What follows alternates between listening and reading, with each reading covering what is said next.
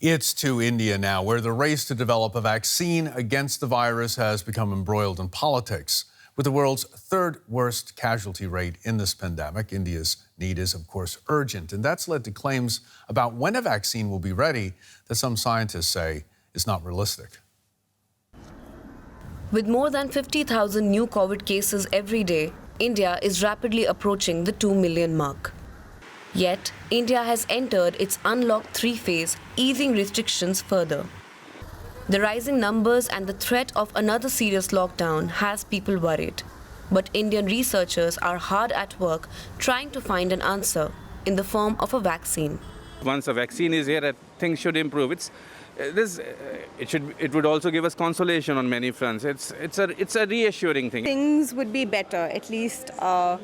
You won't be that scared walking out in public, and maybe you won't have to wear the mask all the time. In July, 2 Indian vaccine candidates initiated phase 1 human trials. Doses will be administered to volunteers spread over a dozen sites. The Indian government says it feels it has a moral imperative to develop the vaccine, and many major Indian pharmaceutical brands are eager to oblige. 60% of the vaccines supplied in the world, whether it be Africa or Europe or Southeast Asia or anywhere, are of Indian origin. So India is perceived and is an important player in the vaccines for supply for the world. This pressure, however, took a political turn. India's top medical research body, in a letter to trial sites, said that the trials should be expedited to have the vaccine ready to launch by mid-August.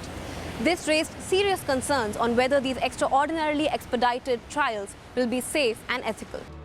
The move was seen by critics as a way for the Indian Prime Minister to make a dramatic announcement in his Independence Day speech on August 15th, rallying on a cry that India can be self-reliant. But after pressure from medical community, the government body clarified that no compromises would be made on safety, and that the deadline was simply to expedite the trials and cut through red tape. In reality, though, researchers say that it could take close to a year for the first 2 phases of the Indian vaccine trials to be completed. Well, so far there's been no vaccine which has gone through such a rapid development cycle.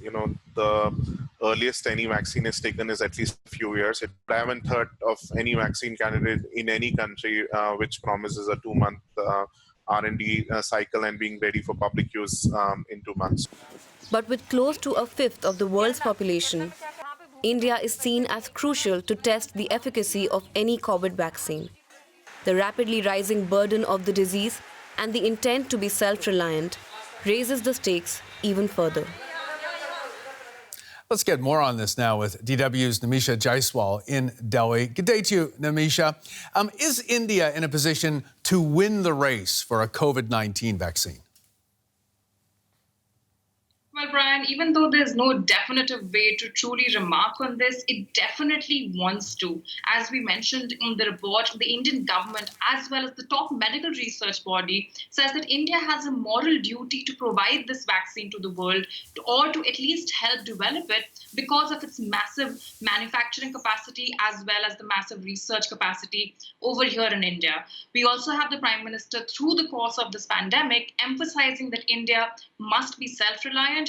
However, experts say that it could take as long as the first quarter or even the second quarter of next year to finish just the first 2 phases of the trials that have started in India last month. So even though India is well in the race, perhaps it may not deliver as quickly as it wants to.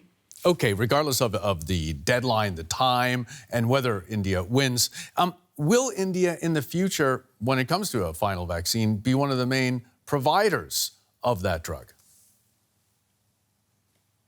Well, that is definitely a safe assumption, actually, Brian. Just late last night on Sunday, India's drug approver actually gave through approvals for the phase 2 and phase 3 trials of the Oxford vaccine by a vaccine manufacturer which happens to be the largest in the world. And even if we look beyond India's manufacturing and research capacities, just the size of the population makes it an important player, along with China, to scale up any of the important global vaccine candidates that are in the front race of this vaccine development. Now, of course, in past vaccine development as well, it has been found that vaccines that have been efficacious in the global north have not worked as well, perhaps, in tropical climates. Another reason why India and trials in India can be very important.